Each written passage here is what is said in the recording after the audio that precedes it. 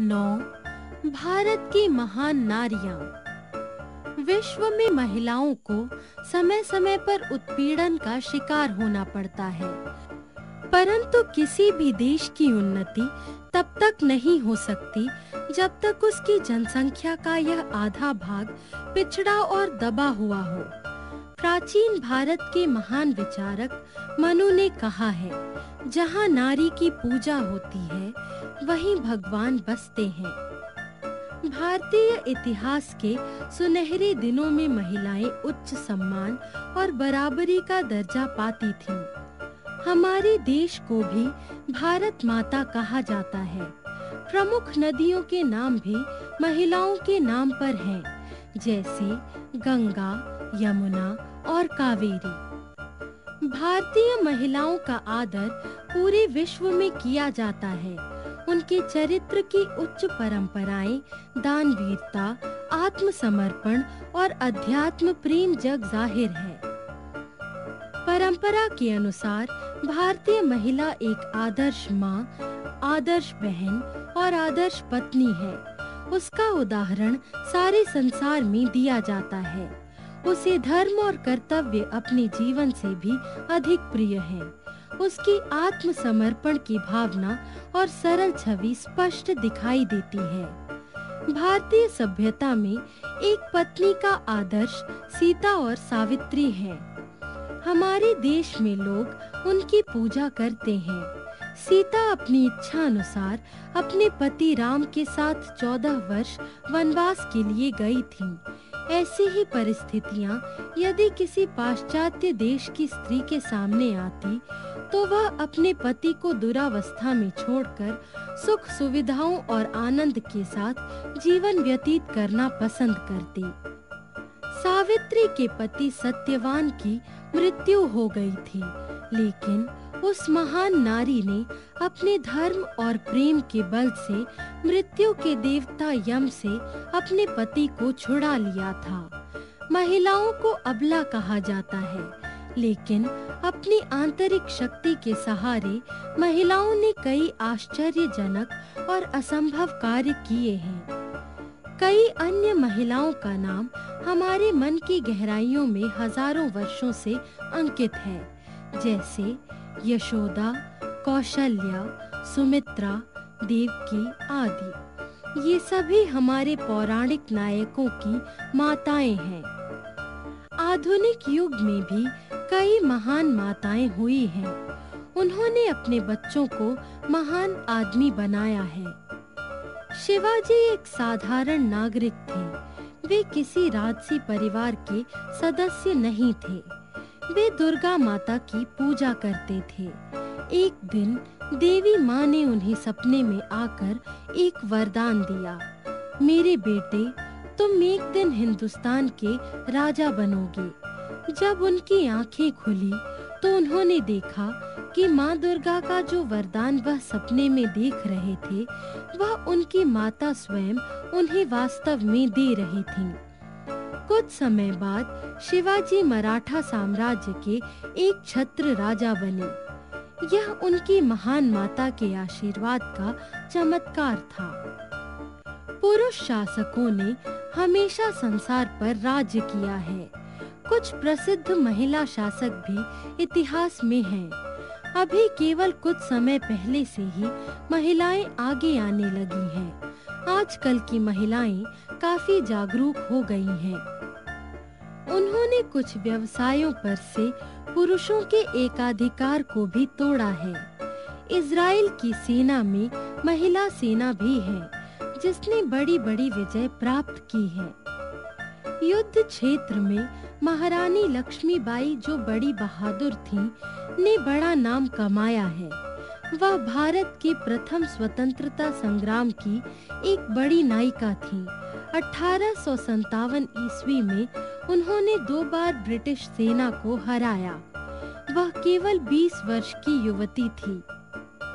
उनके कुछ मंत्रियों ने उनसे धोखा किया और ब्रिटिश सेना की सहायता करके उन्हें हराया था। वह लड़ते लड़ते शहीद हुई थीं।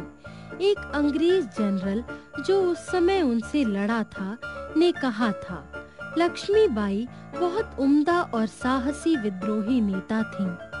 उनकी बहादुरी के ऊपर अनेक गीत, कविताएं लिखी और गाई जाती हैं। कर्तव्य निष्ठा के क्षेत्र में उनका नाम आधुनिक महिलाओं के लिए प्रेरणा स्रोत का कार्य करता रहेगा।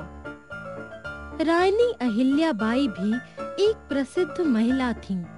उन्होंने मध्य भारत में इंदौर के होलकर साम्राज्य पर 30 वर्ष 1765 से 1795 तक राज किया। उनके समय कानून और अधिकारों पर सबका अधिकार था।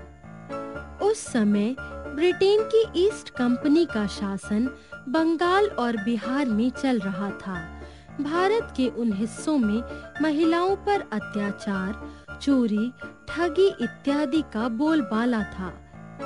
ऐसे में अहिल्याबाई का राज्य शांति और धन धान्य से परिपूर्ण स्वर्ग की भांति था।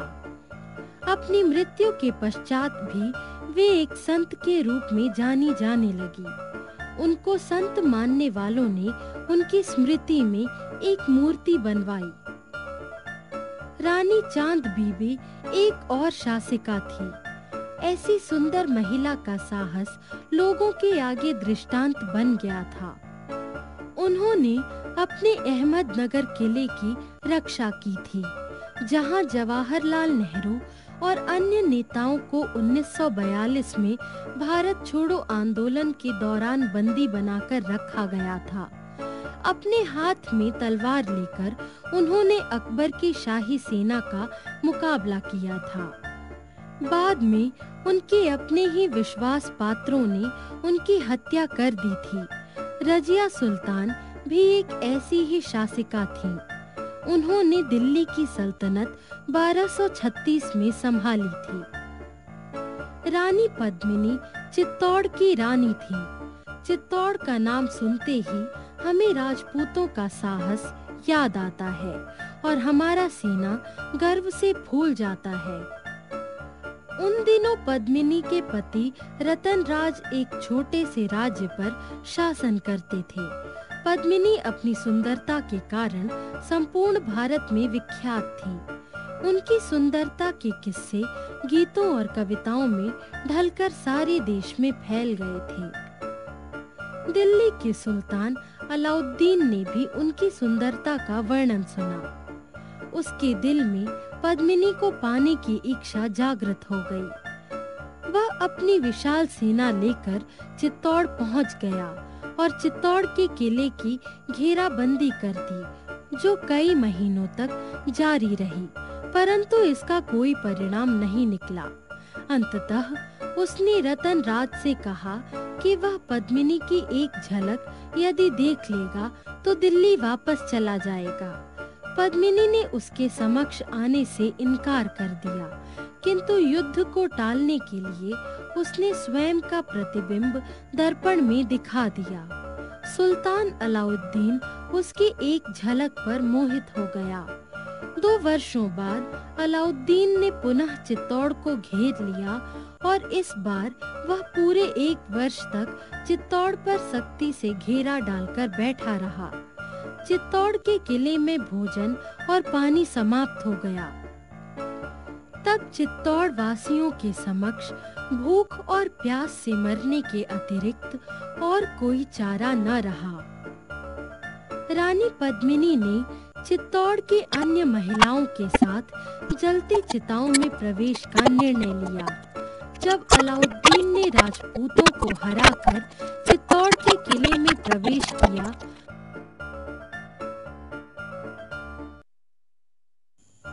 मदर टेरेसा का जन्म भारत में नहीं हुआ था।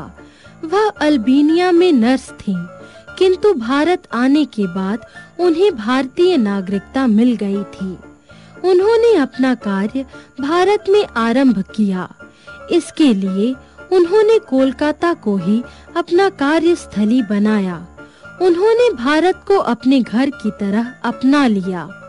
गरीबों और असहाय बच्चों की निस्वार्थ सेवा में उन्होंने अपना सारा जीवन लगा दिया। उन्हें संसार के सबसे बड़े पुरस्कार नोबेल पुरस्कार से सम्मानित किया गया।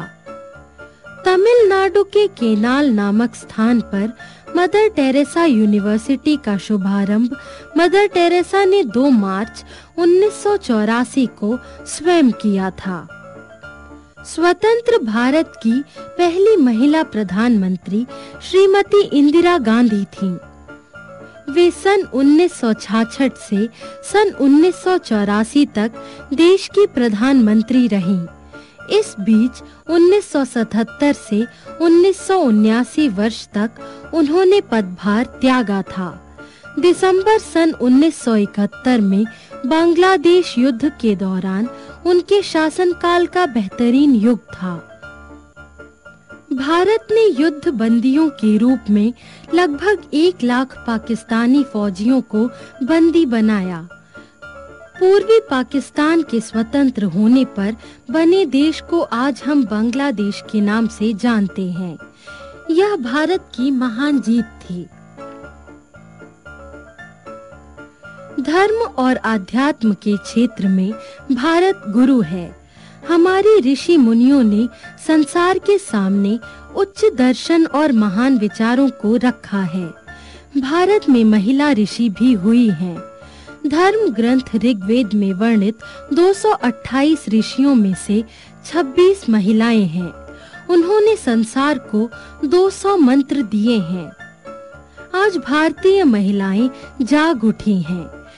आज वे घरेलू औरत की तरह कार्य भी करती हैं तथा बच्चों को अच्छी शिक्षा देकर देश को अच्छा नागरिक बनाने का महान कार्य भी करती हैं। हम लोग पाश्चात्य सभ्यता के अनुसार महिलाओं की गलतियां भी सहन कर सकते हैं, क्योंकि हमारे संस्कारों में उच्च चरित्र, नैतिकता, पवित्रता, प्रेम, बलिदान आदि उच्च गुणों को सम्मान दिया जाता है। शिक्षा, हमें नारियों का सम्मान करना चाहिए।